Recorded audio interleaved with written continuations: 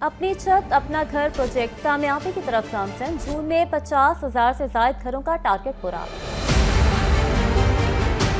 وزیر اعلیٰ مریم نواز کہتی ہیں کہ لوگوں نے جھوٹے نعرے لگائے مگر ہم نے عوام کے لیے گھر بنائے۔